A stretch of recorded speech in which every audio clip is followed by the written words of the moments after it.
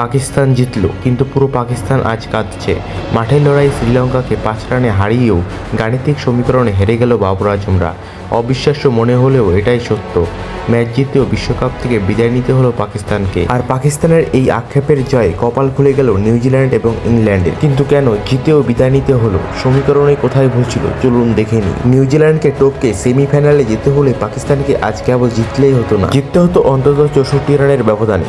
212 run বোর্ডে তোলার পর মনে হচ্ছিল পাকিস্তান আজ অসাধ্য সাধন করেছে। ফাখার জামানের 84 রান আর ফারহানের বিধ্বংসী সেঞ্চুরিতে স্বপ্ন দেখেছিল সমর্থকরা, কিন্তু শ্রীলঙ্কার অধিনায়ক দাসুন সানাকা ও রত্নায়কের জন্য পাকিস্তানের কাল হয়ে দাঁড়িয়েছিল। সানাকার 31 বলে 76 রানের সেই টর্নেডো ইনিংসের কারণে পাকিস্তানের বড় ব্যবধানে জিততে ব্যর্থ হয়।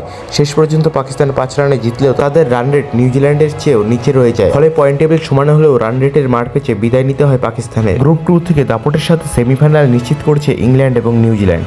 আর অন্য গ্রুপ থেকে সাউথ আফ্রিকা ইতিমধ্যে তাদের জায়গা পাকা করে ফেলেছে। প্রশ্ন হলো চতুর্থ দলটি কে? কালকে ইন্ডিয়া বনাম ওয়েস্ট ইন্ডিজ ম্যাচটি এখন অঘোষিত কোয়ার্টার ফাইনাল। ভারত যদি কালকে জেতে তবে তারা সরাসরি সেমিতে পৌঁছে যাবে, কিন্তু হারলে বিদায় নিতে হবে টিম ইন্ডিয়ার এবং সেমিতে জায়গা হবে ওয়েস্ট ইন্ডিজে। পাকিস্তানের এই ট্র্যাজেডিক বিদায় নিয়ে আপনার কি মতামত? কালকে কি ভারত পারবে ওয়েস্ট ইন্ডিজকে হারিয়ে সেমিফাইনাল নিশ্চিত করতে?